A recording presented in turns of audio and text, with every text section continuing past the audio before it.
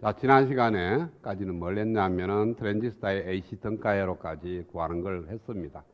그래서 이번 시간에는 실제 적용하는 걸 갖다가 배우려고 하는 거예요. 그래서 트랜지스터에 보면은 이렇게 가하고 DC를 두 개를 가하고 AC를 가있는 그런 상태입니다. 그러면은 인가되는 전압이 DC 성분도 있고 AC 성분도 있어요. 그래서 여기에 흐르는 베이스 전류와 또 DC와 AC가 합쳐져 있고 베이스와 에미터 사이 걸리는 전압도 DC와 AC가 합쳐져 있고 콜렉터와 에미터 사이 걸리는 전압도 DC와 AC가 합쳐져 있고 콜렉터에 흐르는 전류도 DC와 AC가 합쳐져 있습니다. 그래서 이걸 갖다가 DC 플러스 AC로 나눠서 생각을 하겠다는 거죠. 그래서 먼저 첫 번째 DC 해석을 하면 DC 성분에 대한 해석을 하는 거니까 AC 성분을 제거를 해요. 제거를 하니까 VS를 갖다가 제로로 보내는 겁니다. 그러면은 회로 자체가 여기가 VCC, RC, 그라운드, 그 다음에 RB라는 저항을 통해서 VBB라는 DC 전압이 인가되는 이와 같은 꼴이 됩니다. 그랬을 때 그걸 보는 거야? 포함하는 거야?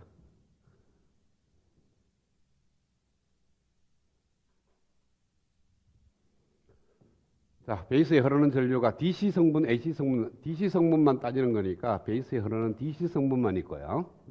그 다음에 베이스와 에미터 사이 걸리는 전압도 DC 성분만 써야 되고 콜렉터와 에미터 사이에 걸리는 전압도 DC 성분만 쓰고 콜렉터에 흐르는 전류도 DC 성분만 표현이 됩니다. 이때 이 트랜지스터는 DC 모델을 써야 됩니다.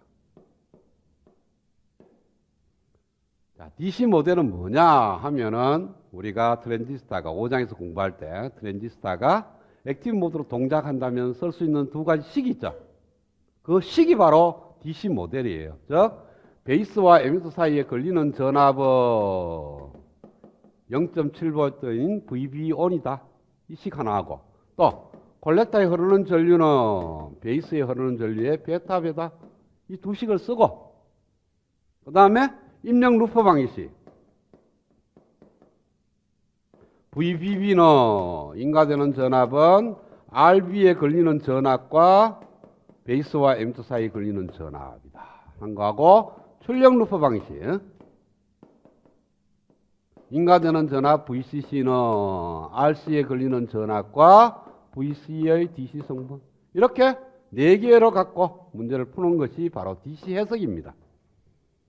4개를 갖고 4개의 파라미터 값을 구하는 거냐. 그 다음에 DC 해석이 끝났으니까 두 번째 이제 AC 해석을 하는 거예요. AC 해석을 하면은 DC 성분을 제거합니다. DC 성분을 제거한다는 것은 VCC를 제로로 보내고 VBB도 제로로 보내는 그러한 회로가 돼요. 그러면은 주어진 회로가 어떻게 바뀌느냐 하면은 RC를 통해서 VCC로 가는데 그게 제로니까 그라운드로 가는 거예요. 여기 RC라는 저항을 통해서. 그 다음에 여기도 그라운드고 그 다음에 RBB를 통해서 VS를 통해서 VBB가 제로니까 그라운드로 바로 가는 그런 스타일입니다. 그래서 여기에서는 VS라는 AC 신호밖에는 들어가지가 않아요. 그런데 여기에 들어가는 이 트랜지스터의 모델은 이번에는 AC 등가 모델에 AC 모델을 들어가야 돼요. AC 모델이 뭐냐 보니까 에미터와 베이스와 콜렉터가 있으면은 베이스와 에미터 사이에 알파이라는 저항이 있었고 여기에 걸리는 전압을 V파이라고 두고 그 다음에 콜렉터에서 에미터로 GMV파이라는 전류가 흘렀고 R0라는 저항이 하나 달려있는 이와 같은 회로가 바로 AC 모델이 되는 거예요. 그랬을 때 여기에 들어가는 알파이라든지 GM이라든지 R0가 바로 AC 파라미터입니다. AC 파라미터인데 그 AC 파라미터는 어떻게 구했냐 하면은 지난 시간 보니까 IB분의 VT 이것이 알파이가 되는데 여기서 VT는 서멀 볼테이지고요. IB는 저기서 DC에서 풀었던 베이스 전류가 되는 거고 그 다음에 GM은 VT분의 IC가 됩니다. 이는 스몰 볼테이지고 RC는 DC에서 풀었던 콜렉터 전류. 그 다음에 R0는 RC분의 VA. 이때 VA는 어리 볼테이지고 RC는 DC 해석에서 구한 콜렉터 전류입니다.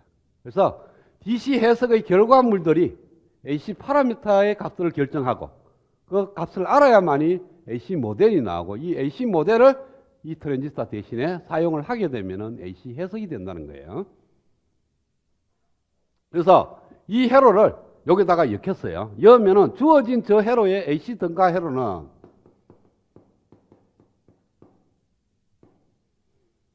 이 AC 등가 회로는 TR의 AC 등가 회로가 아니고요. 주어진 회로에 이렇게 DC와 AC가 가해져 있는 저와 같은 회로의 AC 등가 회로예요. DC 성분이 없고 AC 성분만 있는 그런 케이스인데 보니까 에미터 단자가 그라운드로 연결되어 있어. 그렇죠? 그리고 그라운드 단자가 입력도 있고 출력도 있으니까 전체적으로 입출력 라인을 끊어놓고 얘를 그라운드 단자라고 가정을 합니다. 그리고 트랜지스터를 보니까 에미터가 지금 그라운드 단자예요. 그렇죠? 그래서 그라운드 단자를 에미터 단자라고 가정을 하고 그 다음에 베이스가 왼쪽에 입력 쪽에 있고 그 다음에 콜렉터가 오른쪽에 출력 쪽에 있습니다. 그래서 단자 두 개를 이렇게 세 개를 결정을 하고 난 이후에 먼저 트랜지스터의 등가 회로부터 먼저 그립니다. 그래서 베이스와 에미터 사이에 알파이라는 저항이 있고 걸리는 전압을 V파라고 두고 그러면 콜렉터에서 에미터로 GM-V파라는 전류가 흐르고 R0라는 저항이 있습니다.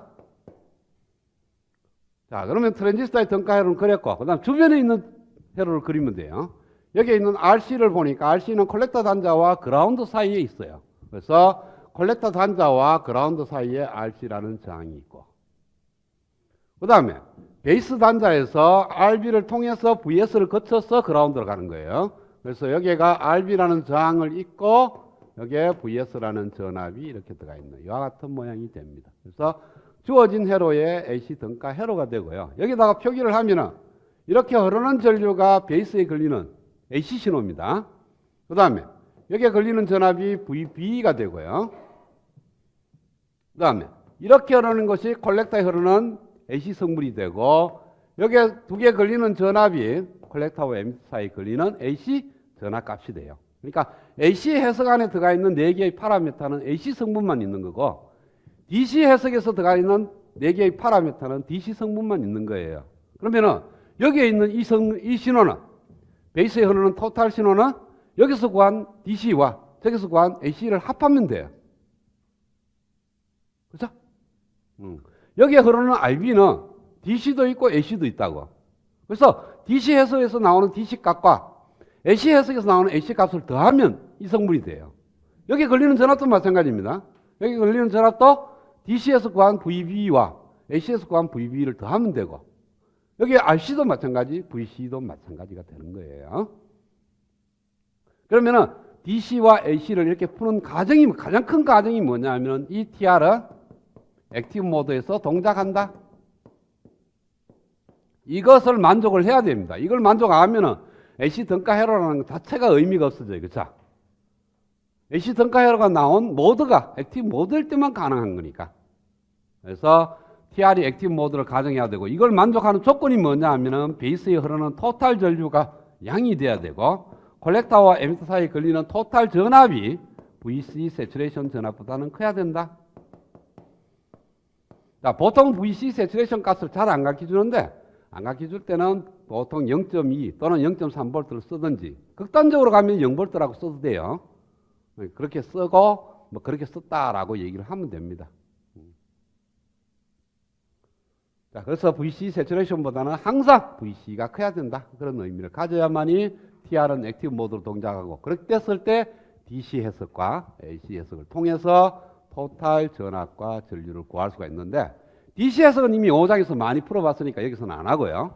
이렇게 이제 만들어지는 요 AC 등가 회로로부터 AC 해석이 들어가는 겁니다. 여기서 베이스에 흐르는 전류, 베이스와 에미터 사이에 걸리는 전압, VB 또는 V파이가 되죠. 그렇죠? 그 다음에 콜렉터에 흐르는 전류, 그 다음에 콜렉터와 에미터 사이에 걸리는 이 4개의 성분을 이 회로로부터 구하면 돼. 뭐가 주어졌을 때? 입력 VS라는 전압이 주어졌을 때. 그럼 이거 이해로 푸는 거니까 그래 없지 않죠? 자, 이렇게 흐르는 전류는 토탈 저항이 RB하고 알파입니다. 그렇죠? 인가되는 전압이 Vs니까 IB는 뭐 어떻게 나요? RB 플러스 알파의 분의 Vs. 그 다음에 V파이는 V파이 또는 VB입니다. VB나 V파이 같은 거니까. 그거는 이 두 개의 직렬 저항에다가 여기에 걸리는 전압이니까 RB 플러스 알파의 분의 알파이 곱하기 VS 이렇게 될 거고, VC는 어떻게 되느냐 하면은 이 전류가 GMV파이라는 전류가 VS가 인가되면 알파의 양단의 전압이 만들어집니다. 이렇게. 그쵸? 이렇게 만들어지면 요 전압에 의해서 요 전류가 만들어져. GM 맞고 곱하면. 그 전류가 일로는 못 갑니다. 왜? 가는 선은 있어도 오는 선이 없기 때문에 전류는 못 올라요. 그래서 모든 전류가 일로 갈 수밖에 없습니다. 그 다음에 이 저항과 이 저항이 병렬해요. 그쵸? 그래서 한 개의 저항으로 곤치면은 그 저항에다가 GMV파라는 전류가 이렇게 흘러요. 그럼 전압이 어떻게 유기돼요? 밑에가 플러스 위가 마이너스로 유기되죠. 유기되는 전압이 극성하고 표기된 전압이 극성하고 반대니까 답은 마이너스 부채가 나와야 되죠. 그래서 마이너스.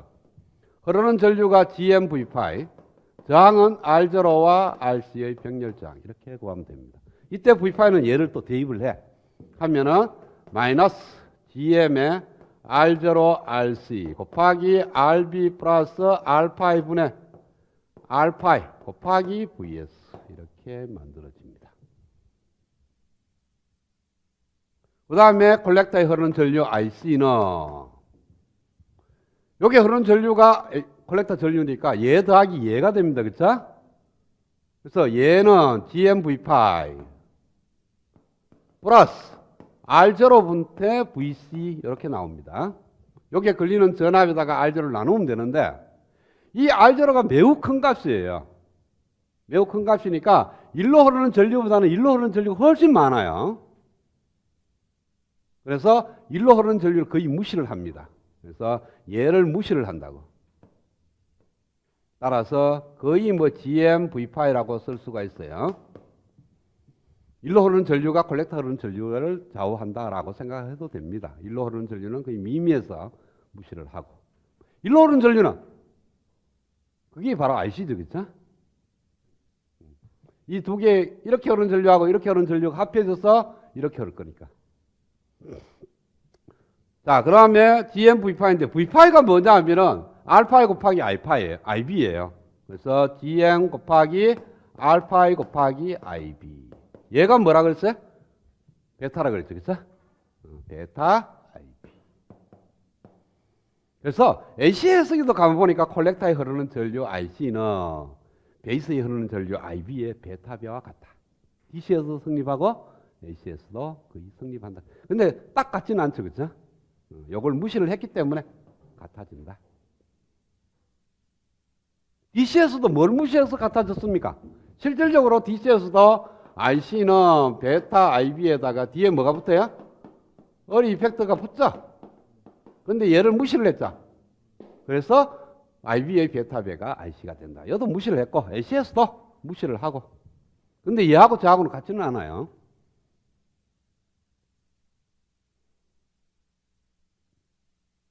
그래서 이제 만약에 저항값들이라든지 저항값들에 대한 전압이 주어지면 RB, RC, VCC, VBB가 주어지면 DC 해석이 가능하죠. DC 해석이 가능한 것은 DC에서 IB와 VB와 IC와 VC를 구해.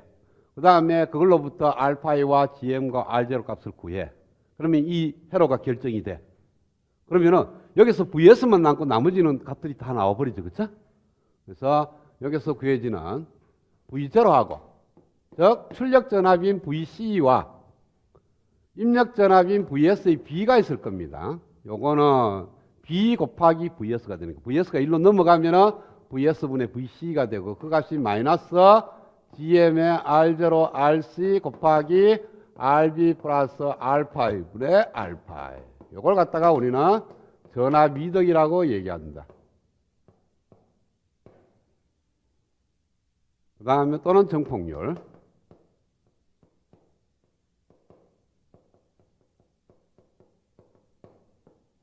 비덕이라고 정의를 하는 거예요. 그러니까 출력 전압과 입력 전압의 비를 우리는 전압 비덕 또는 전압 정폭률이라고 얘기를 합니다.